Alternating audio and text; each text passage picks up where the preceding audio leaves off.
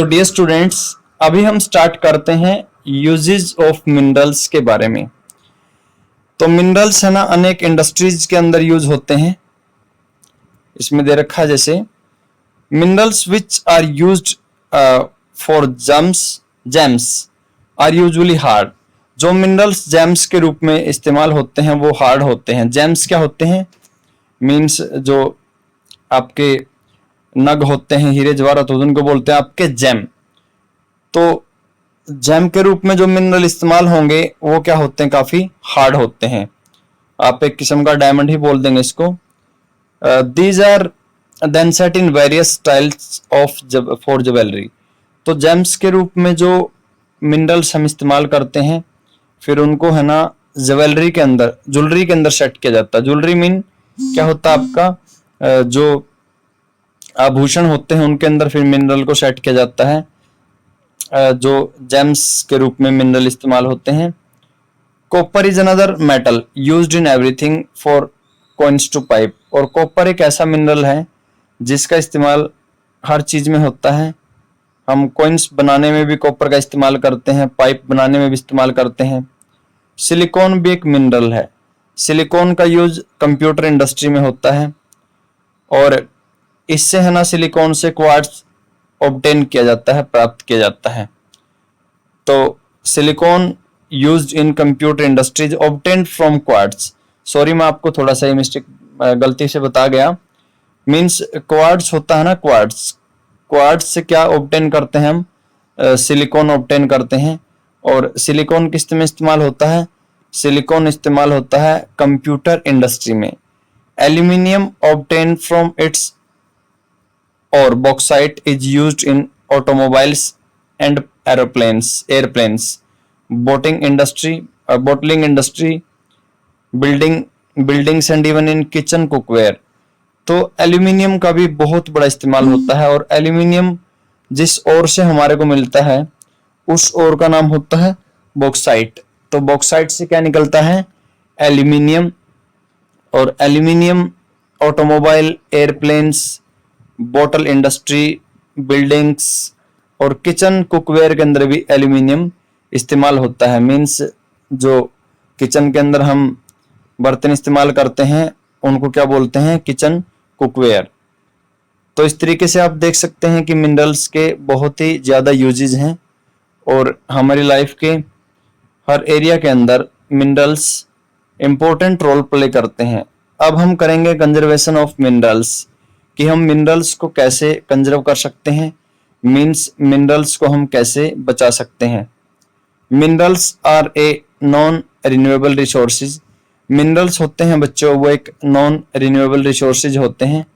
Means non renewable का कहने का मीनिंग ये है जिनको हम एक बार यूज करने के बाद दोबारा से इस्तेमाल नहीं कर सकते, उसको बोलते हैं non renewable. It takes thousands of year for the formation and concentration of minerals. Minerals की फॉर्मेशन में, मीन्स उनके बनने में, और कंसंट्रेशन होने में, मीन्स एक जगह पे उनके संगठित होने में थाउजेंड्स ऑफ ईयर्स लग जाते हैं, बहुत साल लग जाते हैं। हजारों सालों में मिनरल्स बनते हैं और किसी एक जगह पे वो कंसंट्रेट होते हैं, मीन्स जमते हैं या संगठित होते हैं। The rate of formation is much smaller than the rate at which the humans consume their minerals. तो स्टूडेंट्स, जो मिनरल्स की फॉर्मेशन की जो रेट है वो काफ़ी स्मॉलर है, मीन्स बहुत ही छोटी है उनके ह्यूमंस के कंजम्पशन के कंपेयर में। मीन्स जो ह्यूमन है वो मिनरल्स को बहुत ही फास्टली कंज्यूम कर रहा है। कंज्यूम का कहने का मीनिंग है कि बहुत ही ज़्यादा यूज कर रहा है ह्यूमन मिनरल को। लेकिन मिनरल यूज तो तेजी से हो रहे हैं, लेकिन उनकी फॉर्मेशन है, जो फॉर्मेशन की जो रेट है वो काफ़ी स्लो है। It is necessary to reduce wastage in the process of mining. और इन मिनरल्स को कंजर्व करना बहुत ही जरूरी है। और जब हम माइनिंग की प्रोसेस के थ्रू मिनरल को निकालते हैं तो उस टाइम मिनरल्स की वेस्टेज बहुत होती है। तो इस वेस्टेज को रिड्यूस करना मीन्स कम करना बहुत ही जरूरी है। Recycling of metals is another way in which the mineral resources can be conserve. Means एक तरीका और है जिस तरीके के थ्रू हम मिनरल्स को कंजर्व कर सकते हैं, और वो है कि हम मेटल को रिसाइकलिंग करें। मीन्स मेटल्स को एक बार यूज करने के बाद उनको बार बार हम यूज करें। अब यहाँ पे कुछ एग्जाम्पल दिए गए हैं और उसमें देखिए किस तरीके से मिनरल्स को कंजर्व करने की या उनको वेस्ट करने की प्रोसेसेस दिखाई गई हैं। तो Sunny's mother began her day by switching on the geyser. तो जो सनी की मदर है वो अपना डे कैसे बिगन करती है, मीन्स अपने दिन की कैसे शुरुआत करती है, गीजर को स्विच ऑन करके। गीजर क्या होता है? जो पानी गर्म करने के लिए हम इंस्ट्रूमेंट इस्तेमाल करते हैं उसको बोलते हैं गीजर। तो जो सनी की मदर है वो गीजर को आपके स्विच ऑन करके अपने दिन की शुरुआत करती है। She irons Sunny's school uniform before waking him up. और सनी की जो मदर है ना वो सनी को वेकिंग अप करने से पहले, मीन उसको सुबह उठाने से पहले उसके कपड़ों को स्कूल यूनिफॉर्म को आयरन करती है, मीन्स इस्त्री करती है, प्रेस करती है उसके कपड़ों को। She then rushes to the kitchen to prepare a glass of orange juice for him in the blender. Means Sunny की मदर फिर क्या करती है, फिर सनी के लिए ऑरेंज जूस प्रिपेयर करती है ब्लेंडर के अंदर ताकि सनी उस जूस को पीस के। Sunny have you finished taking bath. तो सनी की मदर सनी से पूछती है कि क्या आपने अपना बाथ फिनिश कर लिया है, मीन्स क्या आप नहा चुके हैं, क्योंकि जैसे सनी स्कूल में जाती है सुबह सुबह तो वो सबसे पहले बाथिंग करती है। Come and have your breakfast. Sunny की माँ कहती है कि जल्दी से आप अपनी बाथिंग करो और फिर उसके बाद आप ब्रेकफास्ट कीजिए। Calls out mother while preparing breakfast on the gas stove for Sunny. तो सनी को ब्रेकफास्ट के लिए वो बुलाती है और सनी की मदर सनी के लिए ब्रेकफास्ट गैस स्टोव के ऊपर बनाती है, मीन्स गैस के ऊपर उसके लिए ब्रेकफास्ट वो तैयार करती है। While going to school, Sunny forgets to switch off lights and fans. Sunny जब स्कूल में जाती है तो वो लाइट्स को और फैंस को स्विच ऑफ करना भूल जाती है, मीन्स इनको वो बंद करना भूल जाती है। When mother switches them off, she thinks that life in the cities may be more comfortable, but its dependency on more and more gadgets, all of which consume energy, has led to a wide gap between the demand and the supply. तो सनी क्या बोलती है, when mother switches them off, she think that, जब mother है ना उनको of करती है, स्विच ऑफ करती है मदर, जो सनी मतलब आपके भूल गई थी उन गैजेट्स को स्विच ऑफ करना। तो सनी की मदर ये कहती है कि हमारी लाइफ सिटीज के अंदर और ज़्यादा कंफर्टेबल हो सकती थी। कैसे? It's dependency on more and more gadgets of all, क्योंकि जो गैजेट्स हम इस्तेमाल करते हैं वो सभी के सभी गैजेट्स आपके एनर्जी से चलते हैं और डिमांड और सप्लाई के बीच में गैप ज़्यादा है। इसी वजह से है ना हमारी लाइफ इतनी कम कंफर्टेबल है, इसी वजह से हमारी लाइफ क्या है, कम कंफर्टेबल है। तो स्टूडेंट्स, सनी की जो मदर है वो ये बोलती है कि हमारी लाइफ और ज़्यादा कंफर्टेबल हो सकती थी इन गैजेट्स की वजह से, लेकिन डिमांड और सप्लाई का गैप ज़्यादा है, क्योंकि हमारी डिमांड ज़्यादा है इन गैजेट्स की और सप्लाई कम है। मीन्स एनर्जी से सभी ये गैजेट्स चलते हैं, मीन्स जो भी गैजेट्स हम इस्तेमाल करते हैं घर में, हर एक चीज़ गैजेट्स के अंदर ही आ जाएगी मेनली, तो वो सारे एनर्जी से चलते हैं, लेकिन हमारी डिमांड ज़्यादा है एनर्जी की और सप्लाई कम है। इसी वजह से सप्लाई कम आने की वजह से ये है ना हमारे, हम सभी गैजेट्स का इस्तेमाल नहीं कर पाते। With the advent of science and technology, the life styles are changing very fast. देखिए साइंस और टेक्नोलॉजी की वजह से हमारा लाइफस्टाइल बहुत ही फास्टली चेंज हो रहा है, दिन प्रतिदिन हमारा लाइफस्टाइल चेंज हो रहा है। पावर और energy play a vital role in our lifes. Students, power और एनर्जी बहुत ही वाइटल रोल प्ले करती है हमारे लाइफ में। जो बिजली है ना वो बहुत ही ज़्यादा रोल प्ले करती है। We also need power for industry, agriculture, transport, communication and defence. हर चीज़ के लिए हमें पावर की ज़रूरत होती है। इंडस्ट्री के अंदर भी, एग्रीकल्चर के अंदर भी, ट्रांसपोर्ट के अंदर भी, कम्युनिकेशन के अंदर भी। जैसे हम मोबाइल फ़ोन यूज करते हैं तो ये कम्युनिकेशन का ही मीन है। डिफेंस के अंदर भी हमें पावर की ज़रूरत होती है, जो हमारा डिफेंस का एरिया है। पावर रिसोर्सेज में be broadly categorised as conventional और नॉन कन्वेंशनल रिसोर्सेज। तो हम अपने पावर रिसोर्सेज को 2 पार्ट्स में डिवाइड कर सकते हैं, एक कन्वेंशनल और दूसरा है आपके नॉन कन्वेंशनल। तो देखते हैं conventional power energy resources, power या एनर्जी रिसोर्सेज कौन से हैं और नॉन कन्वेंशनल एनर्जी रिसोर्सेज कौन से हैं। तो स्टूडेंट्स, जो हमारे कन्वेंशनल सोर्सेज ऑफ एनर्जी हैं वो होते हैं मीन्स जिनको हम लॉन्ग टाइम से यूज कर रहे हैं। तो कन्वेंशनल सोर्सेज ऑफ एनर्जी को हम लॉन्ग टाइम से यूज कर रहे हैं। कन्वेंशनल सोर्सेज ऑफ एनर्जी के जो 2 एग्जाम्पल आपकी बुक में दिए गए हैं वो हैं फायरवुड और फॉसिल फ्यूल्स, और ये 2 main conventional sources of energy हैं। सबसे पहले हम बात करते हैं फायरवुड के बारे में। तो जो फायरवुड है वो एक कन्वेंशनल सोर्सेज ऑफ एनर्जी है, कन्वेंशनल सोर्स ऑफ एनर्जी है। तो फायरवुड का इस्तेमाल वाइडली मीन व्यापक स्तर पे यूज होता है फायरवुड का, कुकिंग के लिए और हीटिंग के लिए, मीन खाना पकाने के लिए और गर्मी पैदा करने के लिए। In our country more than 50% of the energy used by villagers comes from firewood. तो हमारी कंट्री के अंदर जो लोग 50% एनर्जी यूज करते हैं वो 50% एनर्जी, मोर देन 50% मीन्स 50% से ज़्यादा एनर्जी हमारी कंट्री के अंदर जो विलेजर्स यूज करते हैं वो एनर्जी हमारी फायरवुड से आती है। Remains of plants and animals which were buried under the earth for millions of years got converted by heat and pressure into fossil fuels।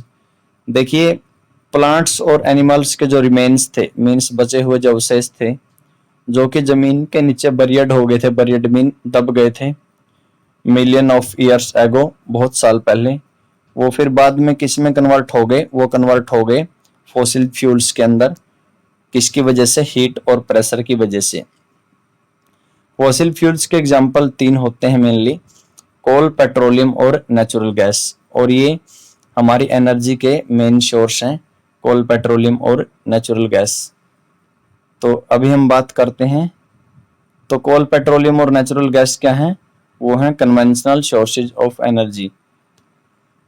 The reserves of these minerals are limited. लेकिन coal, petroleum और natural gas जैसे जो minerals हैं उनके reserves हमारी country के अंदर बहुत ही लिमिटेड हैं, मीन्स कम हैं।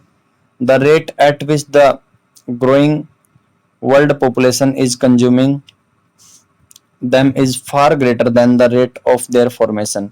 मीन्स वर्ल्ड की पॉपुलेशन काफ़ी ज़्यादा ग्रो हो रही है और पॉपुलेशन ग्रो होने की वजह से लोग कोल, पेट्रोलियम और नेचुरल गैस जैसे फॉसिल फ्यूल्स को काफ़ी फास्टली तरीके से यूज कर रहे हैं, और ग्रेटर देन मीन ज़्यादा है इनके यूज की स्पीड या इनके यूज करने की रेट किसके कंपेयर में? इनके फॉर्मेशन की कंपेयर में।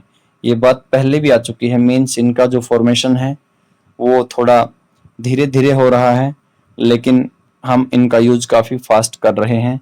सो these are likely to be exhausted soon. तो एक दिन ऐसा आएगा कि ये फॉसिल फ्यूल्स जल्दी ही एग्जॉस्ट हो जाएंगे, मीन्स ये जल्दी ही ख़त्म हो जाएंगे। तो अभी हम बात करते हैं जो हमारे कन्वेंशनल सोर्सेज ऑफ एनर्जी हैं उनके एग्जाम्पल और कौन कौन से हैं और इसके साथ साथ कौन से कन्वेंशनल सोर्सेज ऑफ एनर्जी के एडवांटेजेस हैं और किसके डिसएडवांटेजेस हैं। तो आप यहाँ पे देख सकते हैं कन्वेंशनल सोर्सेज ऑफ एनर्जी के जो मेन सोर्सेज हैं वो हैं आपके ऑयल, नेचुरल गैस, फायरवुड, कोल और हाइडल पावर। हाइडल पावर वो होती है रिवर्स के अक्रॉस डैम बना करके, मीन जैसे रिवर जा रही है इसके अक्रॉस ये डैम बना दिया, आर पार डैम बना दिया और इसमें फिर टरबाइन चला करके जो एनर्जी पैदा की जाती है, पावर पैदा की जाती है, उसको बोलते हैं हाइडल पावर। तो हम सबसे पहले बात करते हैं ऑयल की। ऑयल के क्या आपके मीन्स एडवांटेजेस हैं। ईजियर टू ट्रांसपोर्ट, मीन्स है ना ऑयल को हम इजी ट्रांसपोर्ट कर सकते हैं, मीन्स एक जगह से दूसरी जगह पे आसानी से ले जा सकते हैं। और basis of petrochemical industry, means oil के बेस पे हमारी पेट्रोकेमिकल इंडस्ट्री भी चलती है, मीन्स पेट्रोलियम और उससे जितने भी केमिकल बनाने वाली जो इंडस्ट्री होती है उसको बोलते हैं पेट्रोकेमिकल इंडस्ट्री। तो ऑयल का एडवांटेज क्या है, इसको एक जगह से दूसरी जगह आसानी से ले जाया जा सकता है, जैसे पाइपलाइन के थ्रू इसको ले जाया जा सकता है। उसके साथ साथ ये पेट्रोकेमिकल इंडस्ट्री का बेस भी है। अभी हम बात करते हैं डिसएडवांटेजेस क्या हैं। पहले डिसएडवांटेज करने से पहले हम करेंगे एडवांटेजेस नेचुरल गैस की, और फिर है ना, क्योंकि ऑयल और नेचुरल गैस के एडवांटेजेस तो अलग अलग हैं लेकिन इनके डिसएडवांटेज सेम ही हैं। तो नेचुरल गैस के एडवांटेज क्या हैं, एक तो इसको भी इजी है ट्रांसपोर्ट करना, इसको भी ले जाया जा सकता है आसानी से, मीन्स नेचुरल गैस को पाइपलाइन के थ्रू ले जाया जा सकता है। ऑयल को भी पाइपलाइन और टैंकर का इस्तेमाल करके एक जगह से दूसरी जगह ले जाया जा सकता है। और एडवांटेज क्या है नेचुरल गैस का, ये क्लीन है कोल और ऑयल की कंपेयर में, मीन्स ये क्लीन सोर्स ऑफ एनर्जी है। कोल और ऑयल का हम इस्तेमाल करेंगे तो उससे तो क्या होगा, पोल्यूशन होगा और इधर उधर गंदगी भी फैल जाएगी। लेकिन ये है ना आपके इको फ्रेंडली एक सोर्स ऑफ एनर्जी होता है जो नेचुरल गैस होता है। चिपर भी होती है ये ऑयल की कंपेयर में, सस्ती भी होती है। तो ये एडवांटेज ऑयल के हैं, ये आपके नेचुरल गैस के हैं। अब नेचुरल गैस और आपके ऑयल के हम डिसएडवांटेजेस करते हैं। Depletion of oxygen due to oil spillage and gas leakage, means एक ही बात है, ये ऑयल जब स्पिल हो जाता है या गैस लीक हो जाती है। ऑयल स्पिल कैसे होता है, जैसे तेल रिस रिस के बाहर आ जाता है तो उसको बोलेंगे स्पिलेज, और गैस भी लीक हो जाती है कई बार, उससे क्या हो जाता है ऑक्सीजन का डिप्लेशन होता है, मीन्स ऑक्सीजन की कमी पड़ जाती है। Pollutants released caused acid rain, और स्टूडेंट्स जो पोल्यूटेंट्स होते हैं मीन्स जो पोल्यूशन निकलता है उससे, नेचुरल गैस और ऑयल से, उससे है ना एसिड रेन हो जाती है और जो काफ़ी खतरनाक होती है इन्वायरमेंट के लिए। Exploration of new fuel is not easy, means एक बार नेचुरल गैस और ऑयल ख़त्म हो जाता है तो उनके अल्टरनेट देखना, मीन्स उनके न्यू फ्यूल को या मीन्स उनकी जगह दूसरे ईंधन को एक्सप्लोर करना या उनकी खोज करना भी काफ़ी मुश्किल होता है। के बारे में, फायरवुड के बारे में मैंने आपको बताया था कि 50% से ज़्यादा जो विलेजर्स हैं वो अपनी एनर्जी रिक्वायरमेंट्स को कंप्लीट करने के लिए फायरवुड का इस्तेमाल करते हैं। तो फायरवुड के एडवांटेजेस क्या क्या हैं और डिसएडवांटेजेस क्या क्या हैं। फायरवुड का एक तो इजी एक्सेस हो जाता है, मीन्स हमारे को ये आसानी से मिल जाती है फायरवुड, क्योंकि जहाँ पे भी जैसे ट्राइबल पीपल हैं जो जंगलों में रहते हैं वो अपनी एनर्जी रिक्वायरमेंट्स को फायरवुड्स के थ्रू ही कंप्लीट करते हैं। जैसे वो जाते हैं फॉरेस्ट के अंदर और वहाँ से फायरवुड कलेक्ट करके लेके आते हैं और फिर उसको कुकिंग वगैरह के लिए इस्तेमाल करते हैं। और फायरवुड का जो अगला एडवांटेज है वो ये है कि लार्ज नंबर ऑफ पीपल को ये एनर्जी प्रोवाइड करवाता है। मैंने बताया था कि हमारे कंट्री के अंदर जो विलेजर्स हैं 50% से ज़्यादा विलेजर्स वो अपनी एनर्जी रिक्वायरमेंट्स को पूरा करने के लिए किस पे डिपेंड है? फायरवुड के ऊपर। एक इसके डिसएडवांटेजेस जब हम करते हैं कि इसके डिसएडवांटेजेस क्या क्या हैं। Collection is time consuming. जो फायरवुड को कलेक्ट किया जाता है, मीन्स उनको इकट्ठा किया जाता है, तो जो वो प्रोसेस होती है वो काफी टाइम कंज्यूमिंग होती है। इस चीज में टाइम बहुत ज्यादा लगता है क्योंकि कई जगह से फायरवुड को कलेक्ट करना पड़ता है। एक जब फायरवुड को जलाया जाता है, बर्न किया जाता है, तो उससे पोल्यूशन भी बहुत ज्यादा होता है क्योंकि स्मोक निकलता है। आप में से कई बच्चे विलेजेस के अंदर रहते हैं और जो औरतें हार्थ के ऊपर खाना बनाती हैं, मीन्स चूल्हे पे खाना बनाती हैं, तो उस टाइम बहुत ही ज्यादा उसमें से स्मोक निकलता है। Promoting green house effect. Green house effect, green house gas किसको बोलते हैं? कार्बन डाइऑक्साइड को। तो ग्रीन हाउस इफेक्ट को भी काफी प्रमोट करती है ये फायरवुड जो होती है। कार्बन डाइऑक्साइड की जो आपकी मात्रा है वो काफी बढ़ जाती है इसके अंदर, एनवायरनमेंट के अंदर, एटमॉस्फेयर के अंदर, तो उससे आपके एनवायरनमेंट पोल्यूट होता है। डिफोरेस्टेशन भी काफी होता है, मीन्स जंगलों की कटाई भी ज्यादा होती है इसकी वजह से। अगला जो हमारा कन्वेंशनल सोर्स ऑफ एनर्जी है स्टूडेंट्स, वो है कोल के बारे में हम स्टडी करते हैं। और सबसे ज्यादा यदि लार्ज क्वांटिटी के अंदर जो आपके कन्वेंशनल सोर्सेज ऑफ एनर्जी हमारे को मिलता है वो मिलता है कोल। तो यहाँ पे दे रखा है एक्सटेंसिवली अवेलेबल, मीन्स कोल एक्सटेंसिवली अवेलेबल है, बहुत बड़ी मात्रा में अवेलेबल है। मैंने बताया था जितने भी कन्वेंशनल सोर्सेज ऑफ एनर्जी हैं, चाहे कोल, पेट्रोलियम, नेचुरल गैस, फायरवुड, तो उन सब में सबसे ज्यादा कौन सा सोर्स ऑफ एनर्जी मिलता है? Conventional source of energy. Efficient conversion to electricity, means coal का इस्तेमाल होता है स्टूडेंट्स थर्मल पावर प्लांट्स के अंदर।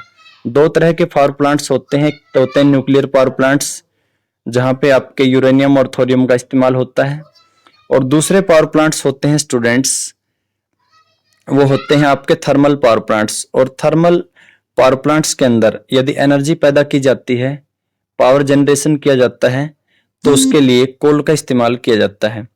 अभी कोल के हम डिसएडवांटेजेस करते हैं स्टूडेंट्स कि कोल के डिसएडवांटेज क्या हैं।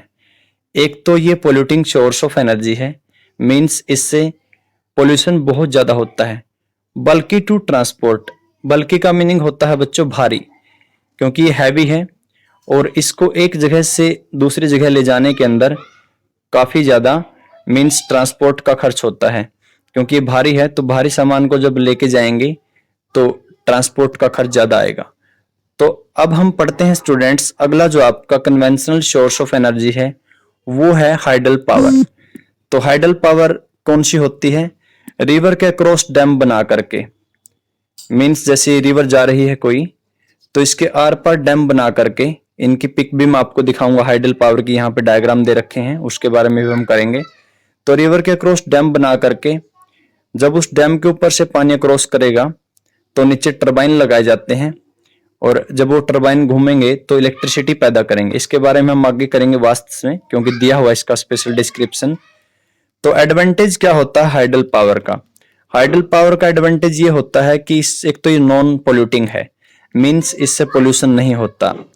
प्रमोट्स इरिगेशन एंड फिशिंग, क्योंकि जब हाइडल पावर जनरेट की जाती है, जैसे रिवर है, ये रिवर फ्लो हो रही है, इसके अक्रॉस डैम बनाया गया, तो पानी रुक गया, एक दीवार खड़ी कर दी हमने रिवर के रास्ते में, तो वही क्या होता है? डैम होता है, सिंपल लैंग्वेज में बोलें तो क्या होता है जब आपके वाटर रुक जाता है तो कुछ वाटर तो है ना डैम के ऊपर से चला जाता है, क्योंकि डैम के बीच में कुछ चीजें हो, दो ऊपर है ना, मीन्स आपके कुछ होल्स होते हैं। जब पानी ऊपर जाता है तो उन होल में से पानी जाता है आगे की तरफ, उन होल को बोलते हैं स्पिलवे या वेयर, आगे बताएंगे इसके बारे में, बात से दे रखा है। लेकिन जब पानी रुकता तो वो आसपास के एरिया में फैल जाता है, और जब आसपास के एरिया में पानी फैल जाता है तो वहां पे क्या बन जाती है? रेजर्वोयर बन जाते हैं या लेक बन जाती हैं। और उन लेक्स के अंदर, उन लेक्स में जो वाटर होता है उसका इस्तेमाल एक तो इरिगेशन के लिए किया जाता है एग्रीकल्चर में, और दूसरा स्टूडेंट्स फिशिंग के लिए भी किया जाता है, मींस मछली पालन भी उसमें किया जाता है। और हाइडल पावर चीप भी होती है, सस्ती भी होती है। अब दूसरा डिसएडवांटेज क्या है हाइडल नहीं सॉरी, अब हमने एडवांटेज तो कर लिया स्टूडेंट्स, तो अब हम करते हैं डिसएडवांटेजेस के बारे में। हाइडल पावर के डिसएडवांटेजेस क्या क्या होते हैं। Displacement of local community, local community का डिस्प्लेसमेंट हो जाता है। डिस्प्लेसमेंट का कहने का मीनिंग ये है कि मान लीजिए किसी एरिया से कोई रिवर फ्लो होती है और उस रिवर के आसपास कम्युनिटी रहती है, जैसे ट्राइबल कम्युनिटी रहती है। मैं इसके एग्जांपल भी दूंगा आपको दो तीन। जैसे यहाँ पे कम्युनिटी रहती है, लेकिन यहाँ पे डैम बन जाता है एक बीच में रिवर के, तो डैम बनने की वजह से आसपास के एरिया में पानी फैल गया, और पानी फैलने से क्या हुआ, जो कम्युनिटी रहती थी, जो समुदाय रहता था, मान लीजिए कोई विलेज बसा हुआ है, उसी को बोलेंगे कम्युनिटी, समुदाय या समाज। सोसाइटी बोल देंगे, कम्युनिटी बोल देंगे, या कोई विलेज बोल देंगे। तो जब रिवर के रास्ते में डैम बन गया तो पानी रुक गया, आसपास पानी, क्योंकि पानी अपना रास्ता कहीं ना कहीं तो बनाएगा, तो सीधा पानी जा रहा था डायरेक्शन में, लेकिन वो रुक गया डैम की वजह से। तो वो है ना आपके आसपास के एरिया में पानी फैल गया, तो आसपास के एरिया में पानी फैलने से जो विलेजेस थे वो डूब जाते हैं, जो विलेजेस होते हैं। जैसे सरदार सरोवर डैम बना आपके नर्मदा रिवर के ऊपर गुजरात में, और काफी ईयर के अंदर, लगभग 40 या 50 ईयर के अंदर वो पूरा हुआ था। सरदार सरोवर डैम के ऊपर है ना बहुत ही ज्यादा वो बना है नर्मदा रिवर के ऊपर गुजरात में, तो उसके बारे में बहुत बड़ा आंदोलन भी चला है स्टूडेंट्स, और उस आंदोलन का नाम है नर्मदा बचाओ आंदोलन। और वो नर्मदा बचाओ आंदोलन एक सोशल वर्कर ने चलाया था, जिसका नाम है मेघा पाटेकर। तो वो क्यों चलाया था, क्योंकि मेघा पाटेकर सबसे पहले तो एनवायरनमेंट की लड़ाई लड़ रही थी, उसके साथ साथ है ना नर्मदा रिवर के ऊपर जो डैम बना उसकी वजह से जो लोग नर्मदा रिवर के आसपास रहते थे, वो डैम बनने की वजह से बाढ़ आ गई, फ्लड आ गई, और फ्लड आने की वजह से स्टूडेंट्स क्या हुआ, उन लोकल कम्युनिटी के जो विलेजेस थे वो सबमर्ज हो गए, उनके गांव डूब गए। इसके साथ साथ है ना उनके जो खेत थे वो भी सबमर्ज हो गए फ्लड की वजह से, तो वो डिस्प्लेस हो गए, मींस उनको उनकी जगहों से विस्थापित कर दिया गया जिस जगह पे वो रहते थे। मान लीजिए आपके गांव में आप रहते हैं और आपके गांव के अंदर आसपास डैम बन जाए, मान लीजिए रिवर बहती है और आपका पूरा का पूरा गांव डूब जाए, तो आपको तो और आपकी फैमिली को और आपके पूरे गांव को कहीं ना कहीं जाना पड़ेगा। लेकिन गवर्नमेंट ने उस जगह पे डैम तो बना दिया नर्मदा रिवर के पास में, और लोकल कम्युनिटी को प्रॉमिस किया कि हम आपको फ्यूचर में दूसरी जगह पे खेत भी दे देंगे, गांव भी दे देंगे, विलेजेस भी दे देंगे रहने के लिए। लेकिन आज तक वो लोग डिस्प्लेस्ड हैं, उनको दोबारा से मीन्स आपके सेटल नहीं किया गया, दोबारा से कहीं बसाया नहीं गया। तो लोकल कम्युनिटी सबमर्ज हो जाती हैं, मीन्स आसपास की जो सोसाइटी है ना उनको अपना गांव छोड़ना पड़ जाता है। और इनंडेट्स लो लाइंग एरिया, इनंडेट्स का मतलब होता है स्टूडेंट डूब जाते हैं। जो आसपास के एरिया है ना लो लाइंग एरिया है, मीन्स जो नीचे थोड़ा, मान लीजिए यहाँ पे डैम बना है और कोई आपके नीचे की तरफ एरिया बसा हुआ है, तो आपको पता है वाटर ऊपर से नीचे की तरफ जाएगा, तो लो लाइंग एरिया डूब जाते हैं। एक्सपेंसिव टू सेटअप, और एक डिसएडवांटेज ये भी है, हाइडल पावर जब हम करते हैं तो जब डैम बनाते हैं तो डैम्स को सेटअप करना काफी एक्सपेंसिव होता है, मींस जब हम डैम बनाएंगे तो उसके ऊपर बहुत ज्यादा खर्च आएगा। तो आगे हम पढ़ते हैं स्टूडेंट्स, इन्हीं कन्वेंशनल सोर्सेज ऑफ एनर्जी के बारे में हम स्टडी कर रहे हैं। इनके बारे में थोड़ा थोड़ा तो हम एडवांटेजेस और डिसएडवांटेजेस में कर चुके हैं, लेकिन अब हम वास्तव में करते हैं इनके बारे में। कोल के बारे में मैंने बताया था कि एविडेंटली फाउंड फॉसिल फ्यूल है। एविडेंटली क्या होता है, प्रचुर मात्रा में या भरपूर मात्रा में मिलने वाला, मींस प्लेंटीफुल। तो कोल है ना एक आपके भरपूर मात्रा में पाया जाने वाला फॉसिल फ्यूल है। तो यदि आपसे पूछा जाए कि आपके which fossil fuel is most evidently found in India, कि इंडिया के अंदर आपके सबसे ज्यादा पाया जाने वाला फॉसिल फ्यूल कौन सा है, तो यहाँ पे सबसे पहला क्वेश्चन ये बनता है कोल का। तो कोल आपके, जैसे हमारी कंट्री के अंदर नेचुरल गैस भी मिलती है, उसके साथ साथ पेट्रोलियम भी मिलता है, पेट्रोलियम के साथ साथ में कोल भी मिलता है। 3 फॉसिल फ्यूल हैं ये, कोल, पेट्रोलियम और नेचुरल गैस। लेकिन स्टूडेंट्स सबसे ज्यादा इन तीनों के अंदर यदि मिलता है तो वो मिलता है कोल। इट इज यूज्ड, तो अब कोल के हम अगला क्वेश्चन यहीं से बना देंगे हम कि कोल की यूज क्या है। तो यूज है कोल के, एक तो डोमेस्टिक फ्यूल के रूप में इस्तेमाल होता है, घरेलू ईंधन के रूप में ये इस्तेमाल होता है। हालांकि आजकल तो इंडस्ट्री के रूप में इस्तेमाल होता है, लेकिन जिन जगहों पे ये ज्यादा मिलता है वहां पे लोग खाना पकाने के लिए या अपनी दूसरी एक्टिविटी के लिए इसका इस्तेमाल करते हैं। और जैसे आयरन और स्टील की इंडस्ट्री है, वहां पे ये इस्तेमाल होता है, तो डोमेस्टिक घरेलू पर्पज के लिए इस्तेमाल होता है, उसके साथ साथ ये इंडस्ट्रीज के लिए इस्तेमाल होता है। जैसे आयरन और स्टील की इंडस्ट्री के अंदर कोल का बड़ा इस्तेमाल होता है, क्योंकि जैसे एक कोल है बिटुमिन कोल, कोल की कई होती हैं आपके, बिटुमिन होता है, एंथ्रेसाइट होता है, पीट कोल होता है। तो ये कोल की क्या होती हैं, कई प्रकार के टाइप्स होते हैं, मीन्स कोल के टाइप्स होते हैं ये।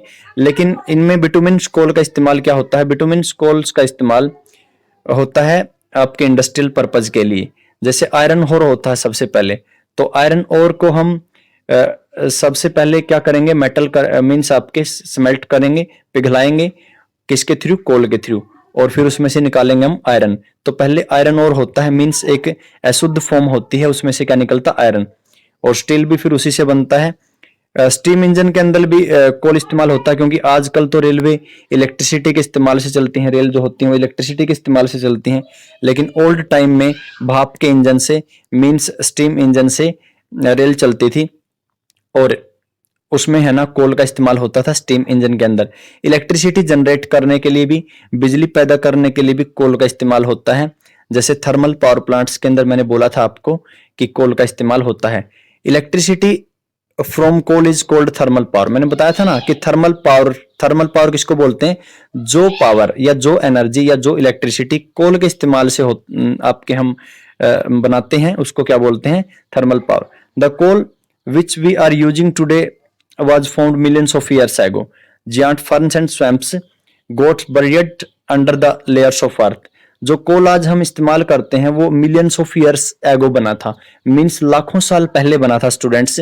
क्योंकि जो बड़े बड़े फर्न्स थे, मीन्स एक प्रकार की ये आप ये लगा लेंगे, एक वेजिटेशन ही लगा लेंगे, वनस्पति। और स्वैम्प्स मीन्स आपके दलदली एरिया होता है स्वैम्प से।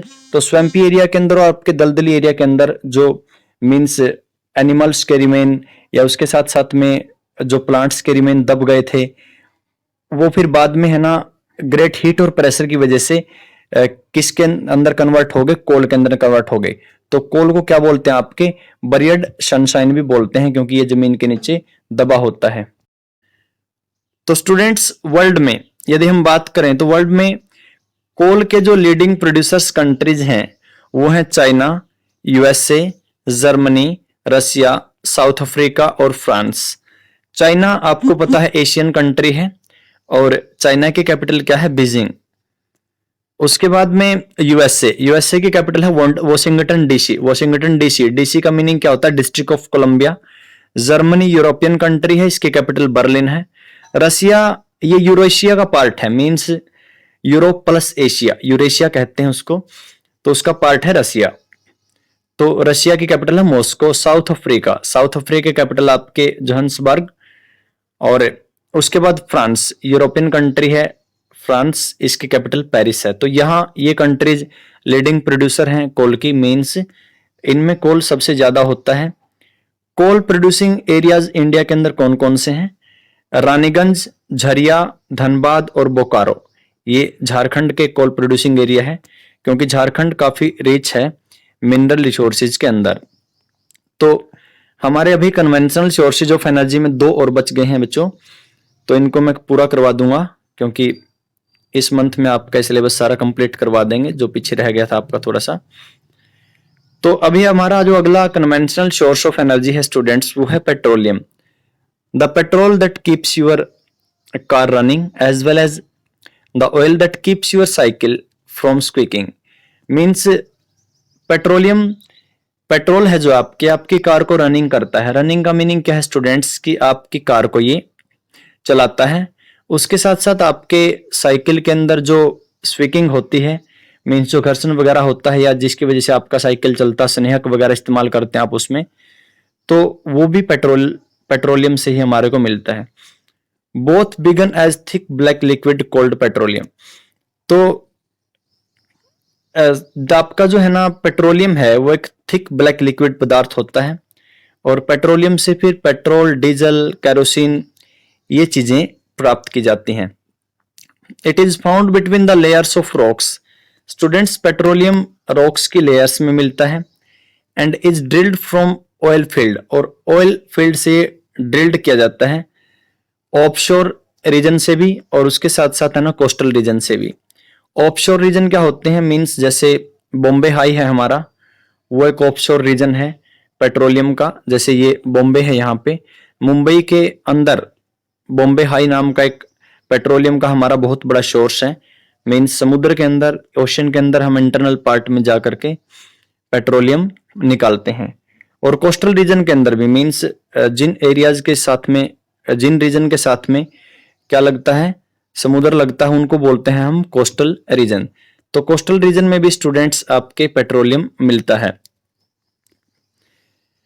ड्रिलिंग के थ्रू पेट्रोलियम को निकाला जाता है, मींस जमीन के अंदर जैसे हम ड्रिल करते हैं, सुराख करते हैं, तो उसके थ्रू पेट्रोलियम को निकाला जाता है। This is then sent to refineries, और उसके बाद स्टूडेंट्स पेट्रोलियम को रिफाइनरीज में भेजा जाता है। और which process the crude oil, petroleum को ही हम क्या बोलेंगे, क्रूड ऑयल बोलेंगे, कच्चा तेल बोलेंगे। और रिफाइनरीज के अंदर इस क्रूड ऑयल को, मींस पेट्रोलियम को प्रोसेस किया जाता है और फिर उससे अनेक प्रोडक्ट पेट्रोलियम के निकाले जाते हैं। और वो प्रोडक्ट्स हैं डीजल, पेट्रोल, कैरोसिन, वैक्स, मोम बोलते हैं, प्लास्टिक और लुब्रिकेंट्स। लुब्रिकेंट वो होता स्नेहक होता है, जैसे एक चिकना सा पदार्थ होता है ना, मक्खन जैसा, हम जो मींस आपके टायरों के अंदर जो बैरिंग होते हैं उनके अंदर हम इस्तेमाल करते हैं। तो पेट्रोलियम काफी वैल्यूएबल है, देख सकते हैं आप पेट्रोलियम से कितने टाइप के प्रोडक्ट हमें मिलते हैं और फिर उन प्रोडक्ट्स का इस्तेमाल हम अपनी डेली लाइफ में करते हैं। Petroleum and it's derivatives, petroleum के डेरिवेटिव कौन से हैं, मींस पेट्रोलियम से बनने वाले जो पदार्थ हैं वही क्या है, पेट्रोलियम के डेरिवेटिव्स हैं। जो पेट्रोलियम और उसके डेरिवेटिव्स हैं, मींस उससे निकलने वाले जो पदार्थ हैं उनको क्या कहा जाता है, ब्लैक गोल्ड कहा जाता है। मींस पेट्रोलियम को भी और पेट्रोलियम के जो डेरिवेटिव्स हैं जैसे डीजल, पेट्रोल, कैरोसिन, वैक्स, इनको क्या कहा जाता है, सभी को, पेट्रोलियम और पेट्रोलियम के डेरिवेटिव्स को ब्लैक गोल्ड कहा जाता है। The chief petroleum producing countries, अभी हम देखते हैं कि पेट्रोलियम का हम डिस्ट्रीब्यूशन देखते हैं अभी।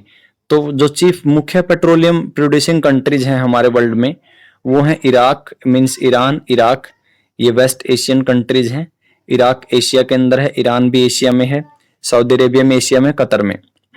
तो ईरान की कैपिटल है आपके तेहरान, इराक की कैपिटल है बगदाद, सऊदी अरेबिया की कैपिटल है रियाद, और जो कतर है, कतर की कैपिटल है दोहा।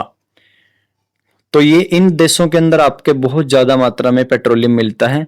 और वर्ल्ड में सबसे बड़ा पेट्रोलियम एक्सपोर्टिंग कंट्री वो है आपके, ये क्या नाम है, सऊदी अरेबिया। अभी है ना पेट्रोलियम से रिलेटेड एक क्वेश्चन मैं बाहर से बता देता हूं, ओपेक। ओपेक का मीनिंग क्या होता है students, organisation of petroleum exporting country. तो पेट्रोलियम एक्सपोर्ट जो कंट्री दूसरे मतलब करती है ना, मींस जो कंट्रीज दूसरे देशों में पेट्रोलियम भेजती हैं, तो वो कंट्रीज आपके किसकी मेंबर हैं, वो कंट्रीज हैं ओपेक की member. Means organisation of petroleum exporting country है ना, वो सभी की सभी आपके क्या करती हैं, ये है ना दूसरे देशों में पेट्रोलियम का एक्सपोर्ट करती हैं।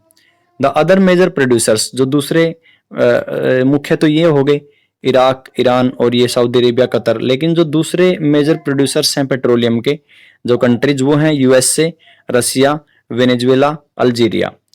यूएसए तो आपको मैंने बता दिया, नॉर्थ अमेरिकन कंट्री है, वाशिंगटन डीसी इसकी कैपिटल है। रसिया का 60% पार्ट एशिया में आता है और इसका जो 40% पार्ट है रसिया का वो यूरोप में आता है। तो यूरोप और एशिया के कंबाइंड आपके एरिया को क्या बोलते हैं, यूरेशिया बोलते हैं। रसिया की कैपिटल आपके मॉस्को है। वेनेजुएला ये साउथ अमेरिकन कंट्री है। वेनेजुएला की कैपिटल है कराकास, ठीक है ना।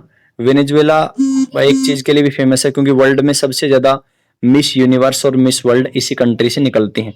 जैसे अभी पिछले दिनों मानुषी छिल्लर मिस यूनिवर्स बनी थी तो वो आपके इंडिया की थी, लेकिन सबसे ज्यादा मिस यूनिवर्स और मिस वर्ल्ड आपके निकलते हैं वेनेजुएला से। अल्जीरिया की कैपिटल अल्जीरिया से, ये अफ्रीकन कंट्री है और यहाँ भी पेट्रोलियम काफी बड़ी मात्रा में मिलता है। The leading producers in India are Digboi in Assam. India के अंदर पेट्रोलियम के लीडिंग प्रोड्यूसर्स कौन कौन से हैं, वो आपके असम का डिगबोई, बॉम्बे हाई जो कि आपके मुंबई के अंदर है, और उसके साथ साथ में कृष्णा और गोदावरी रिवर का जो डेल्टा है वहां पे भी पेट्रोलियम आपके बड़ी मात्रा में मिलता है।